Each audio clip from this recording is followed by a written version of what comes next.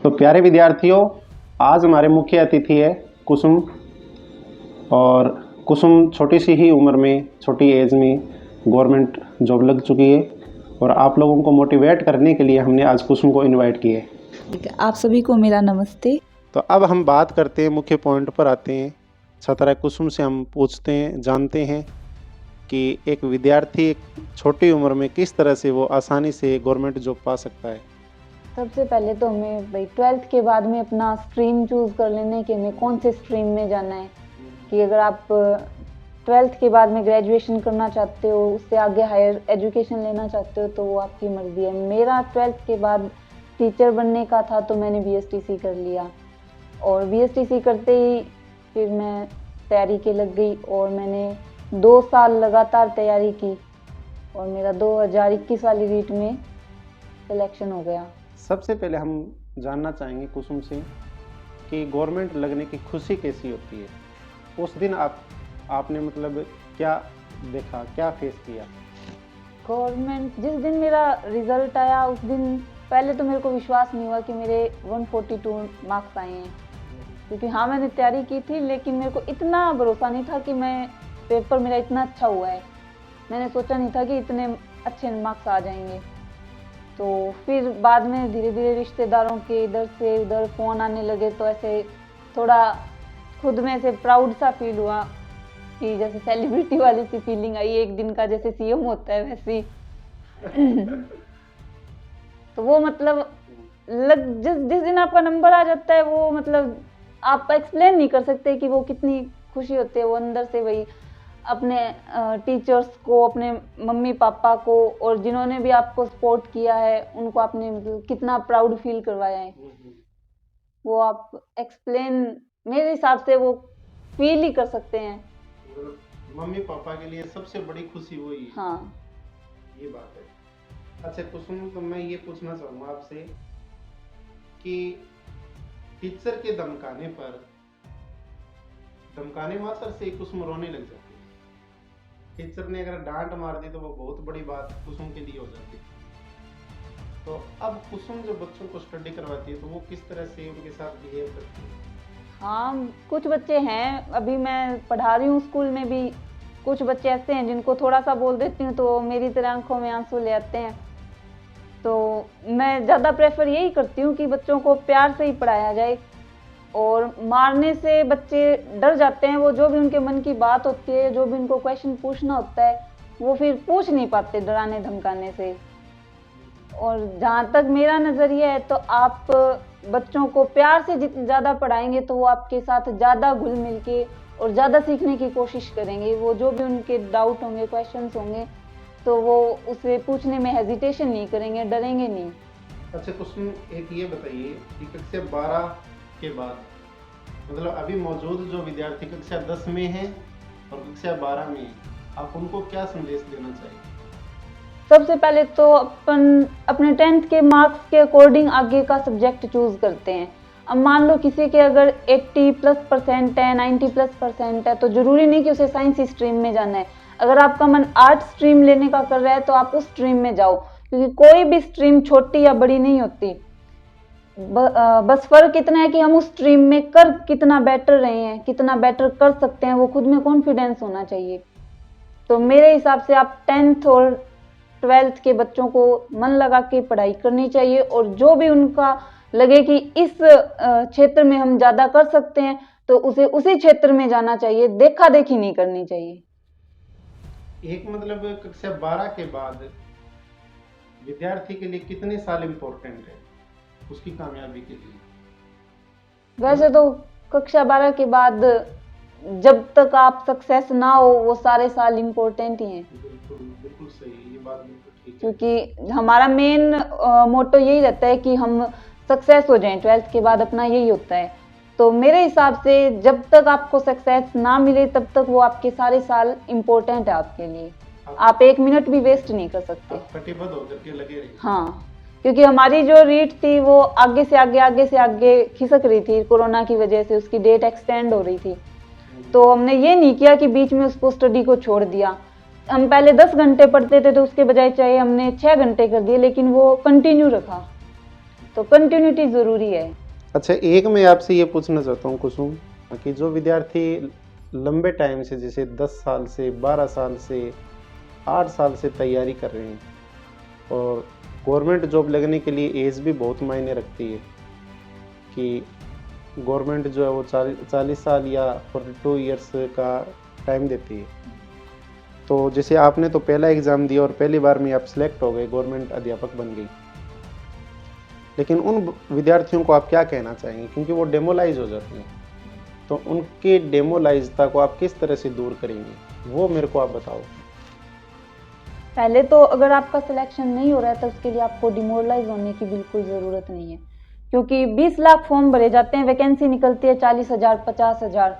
तो इसका मतलब ये नहीं है कि जो 40,000 50,000 लगे हैं वही मोस्ट इंटेलिजेंट है, आप लोग उसके एबल नहीं हो। तो इस चीज़ में आपको डिमोरलाइज नहीं होना है।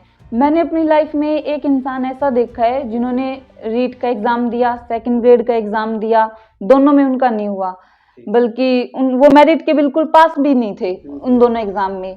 बाद में उन्होंने फर्स्ट ग्रेड का एग्ज़ाम दिया, उसमें वो मेरिट से बहुत हाई थे, मतलब उनकी रैंक आई थी फर्स्ट ग्रेड के एग्ज़ाम में। तो अगर आपका सिलेक्शन नहीं हो रहा है तो इसमें आप डिमोरलाइज ना हो, आप जिस भी स्ट्रीम की तैयारी कर रहे हैं उससे थोड़ा अलग करने की कोशिश करें, या फिर जिसमें लगे हैं उसी को कंटिन्यू करें, थोड़ा सा उसमें और बेटर करने की कोशिश करें। तो किसी को पहले किसी को बाद में सफलता आपको जरूर मिलेगी, आप बस अपने क्षेत्र में लगे रहिए, एक दिन आपको सक्सेस आपके कदम जरूर चूमेगी।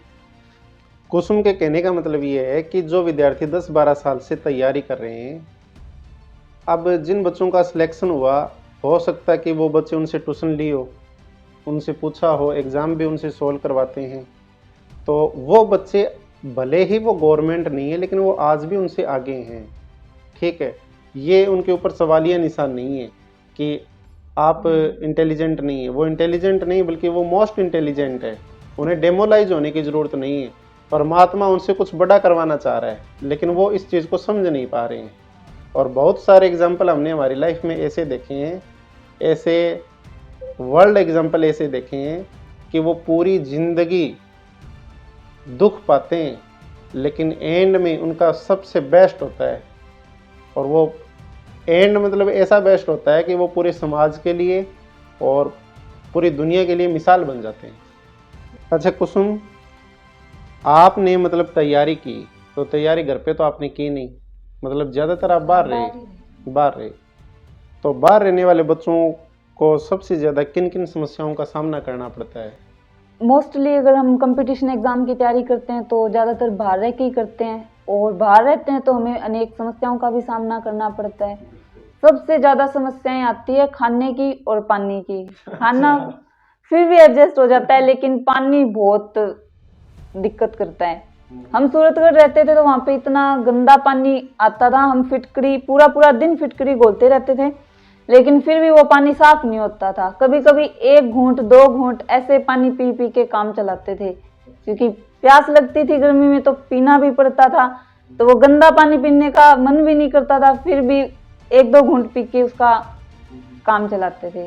तो समस्याएं आएगी, समस्याओं का सामना भी करना पड़ेगा हमें हमेशा। हाँ, नेगेटिव फैक्टर भी आएंगे, बस उनको इग्नोर करते जाओ। अपने कंफर्टेबल जोन से तो हमें बाहर आना ही पड़ेगा, घर जैसा माहौल नहीं मिलेगा, हमें थोड़ा एडजस्टमेंट तो करना ही पड़ता है। कुसुम के कहने का मतलब है कि नो पेन नो गेन। यदि आप तपेंगे तभी आप निखरेंगे, तभी आप कामयाब हो सकते हैं। तो ये भी सभी विद्यार्थियों को मैं ये कहना चाहूँगा कि देखो, इन्होंने बताया कि जब मैं पीजी में रहती और कैसा पानी, मतलब गंदा पानी फिटकरी डाल दी, फिर भी शुद्ध नहीं हुआ जल, और प्यास बुझाने के लिए घूंट घूंट मतलब उस पानी को पिया। ये भी नहीं कि पूरा पी लें तो स्वास्थ्य खराब हो जाएगा। और कामयाबी के लिए इन्होंने ये भी ठान लिया कि चलो स्वास्थ्य खराब हो रहा है, होने दो, लेकिन एक दिन तो हम क्या है कि धूप से छाँव में आएंगे। अच्छा, विद्यार्थी की लाइफ में सबसे अहम रोल, जैसे विद्यार्थी ने कक्षा 10 पास कर ली या 12वीं मतलब 12th पास कर ली, तो उसके बाद में सबसे अहम रोल किस चीज़ का होता है? 12th के बाद हमारा सबसे अधिक रोल जीवन में होता है दिशा निर्देश का, चाहे वो माँ बाप हो, चाहे गुरुजन हो, लेकिन हमें सही दिशा निर्देश बहुत ज़रूरी है। और मैं इस मामले में बहुत लकी रही क्योंकि हमारी फैमिली भी बहुत ओपन माइंडेड है और मुझे मेरे भाग्य से टीचर्स भी इतने अच्छे मिले कि जिनकी वजह से मैं आज यहाँ पे हूँ। सबसे पहले तो मुझे ज़बरदस्ती अपने स्कूल में लाने वाले आरिफ सर और सतीश सर, जो भी हमारे साथ नहीं है, वो भी टीचर लग गए हैं। इनका है, मेरा बिल्कुल मन नहीं था आने का, लेकिन फिर भी इन्होंने मेरे को अपने स्कूल में लाए। और उसके बाद मुझे ऐसा महसूस हुआ कि अगर मैं स्कूल में ना आती तो मैं कितना गोल्डन टाइम जो मैंने यहाँ पे स्पेंड किया है वो मिस कर देती। तो सबसे पहले तो मैं इनको धन्यवाद कहना चाहती हूँ, आरिफ सर और सतीश सर को, कि इन्होंने मुझे ज़बरदस्ती अपने स्कूल में लेके आए। और फिर Kuldeep sir, Ramchandra sir, Ramniwas sir, Sandeep sir, इन सभी का मेरे लाइफ में बहुत इम्पोर्टेंट और अलग अलग रोल रहा है। आरिफ सर, सतीश सर और कुलदीप सर, ये तीनों हमें बहुत मोटिवेट करते थे। सतीश सर ने मेरा कॉन्फिडेंस मैथ में बढ़ाया क्योंकि मेरे को मैथ से बहुत ज़्यादा डर लगता था। और वो मारते भी बोलते मेरे मारी नहीं लेकिन कभी। और आरिफ सर तो फिर इनकी तो मैं क्या बड़ाई करूं, ये आपके सामने ही, आप इनको जानते ही हो। और कुलदीप सर है, उन्होंने मेरा सेल्फ कॉन्फिडेंस बढ़ाया क्योंकि मेरे को खुद पे इतना कॉन्फिडेंस नहीं था कि मैं इतना कर सकती हूँ। एक दिन उन्होंने मेरे को समझाया तो मेरे को पता चला कि हाँ, कि किसी को उम्मीद है। और रामचंद्र सर है, इन्होंने मुझे इंग्लिश के टीचर थे और इन्होंने इतना अच्छे से पढ़ाया कि आज भी मैं उनका पढ़ाया हुआ मेरे को सिर्फ रिवाइज की ज़रूरत पड़ती है। और रामनिवास सर, संदीप सर, सारे टीचर्स बहुत अच्छे टीचर्स रहे हैं हमारे। तो अब हम कुसुम से ये पूछेंगे कि एक अभिभावक अपने विद्यार्थी के लिए सबसे उत्तम स्कूल का चयन करने की कोशिश करता है, तो उस अभिभावक को आप क्या राय देंगे कि वो कैसे स्कूल का चयन करे? अगर हम हमारे बच्चों को प्राइवेट स्कूल में एडमिशन दिलवाते हैं तो हम बच्चों का होमवर्क भी जाते ही करवाते हैं और स्कूल में भी टाइम पे जाते रहते हैं कि बच्चों को पढ़ा रहे हैं या नहीं पढ़ा रहे, कैसा पढ़ा रहे हैं। छोटी सी गलती होगी तो वो भी हम लेके टीचर्स के पास जाते हैं। लेकिन जब हम गवर्नमेंट स्कूल में बच्चों को एडमिशन दिला देते हैं तो हम बिल्कुल निश्चित हो जाते हैं, लेकिन ऐसा नहीं होना चाहिए। अगर गवर्नमेंट स्कूल के थोड़ा सा पिछड़ने का कारण यही है कि अगर अध्यापक ने विद्यालय में जो काम करवा दिया, घर पे जाके ना तो माँ बाप उसको उस काम को करवाते हैं, ना ही नोटबुक चेक करते हैं कि कैसा काम करवाया है, क्या करवाया है, कितना सिलेबस हो गया, और ना ही पीटीएम होती है, पेरेंट टीचर मीटिंग होती है, उसमें कोई भी अभिभावक आते हैं। कोई 100 में से 10-20% बहुत ही मुश्किल से पहुंचते हैं पीटीएम में। अगर वो आए टाइम टू टाइम स्कूल में, स्कूल को चेक करते रहें, बच्चों को होमवर्क करवाते रहें, तो शायद ये स्थिति सुधर सकती है। पहले से सुधार है, लेकिन अगर अभिभावक कोशिश करे तो ये और भी ज़्यादा सुधर सकती है। और एक संस्था में सबसे मेन आदमी कौन है? मतलब संस्था का रिजल्ट किस पर डिपेंड है? संस्था का रिजल्ट डिपेंड करता है जो वहाँ का संस्था प्रधान होता है उन पे, क्योंकि जो सारी मैनेजमेंट है, टीचर्स को किस तरह उनको कमर कस के रखनी है, किस तरह उनको बच्चों को पढ़ाने के लिए मोटिवेट करना है, ये सब काम संस्था प्रधान का होता है। अगर हमारा संस्था प्रधान ही, अगर इंजन ही खराब है तो फिर डिब्बों से क्या उम्मीद की जाएगी कि वो कैसे चलेंगे। तो सबसे पहले इंजन अपना एकदम सही होना चाहिए, एकदम तंदुरुस्त होना चाहिए कि वो एकदम एक्टिव हो टीचर्स को मोटिवेट करने के लिए। खुद भी एक्टिव होगा तो ही पीछे के जो टीचर्स होंगे वो एक्टिव होंगे। अगर खुद ही अगर संस्था प्रधान लापरवाही करेंगे तो टीचर्स तो उनको देख के करेंगे ही। तो कुसुम ने बहुत अच्छी बातें बताई है और बहुत इम्पोर्टेंट बातें बताई हैं, और यदि कोई भी इन बातों को फॉलो करता है तो ये निश्चित है कि वो बिल्कुल कामयाब होगा। तो अभी मैं कुसुम से पूछना चाहूँगा कि आप हमारे विद्यार्थियों को आखिरी संदेश क्या देना चाहेंगे? विद्यार्थियों को आखिरी संदेश मैं यह देना चाहती हूँ कि जीवन में समस्याएं आएगी, नेगेटिविटी आएगी, उनको इग्नोर करते जाओ और जिस भी चीज़ में आपको सफलता चाहिए उसके पीछे लगे रहो, एक दिन सफलता आपको ज़रूर मिलेगी। Thank you.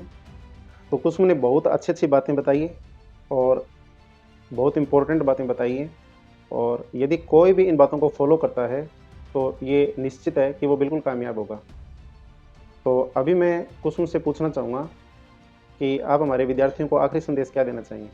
विद्यार्थियों को आखिरी संदेश मैं यह देना चाहती हूँ कि जीवन में समस्याएं आएगी, नेगेटिविटी आएगी, उनको इग्नोर करते जाओ और जिस भी चीज़ में आपको सफलता चाहिए उसके पीछे लगे रहो, एक दिन सफलता आपको ज़रूर मिलेगी।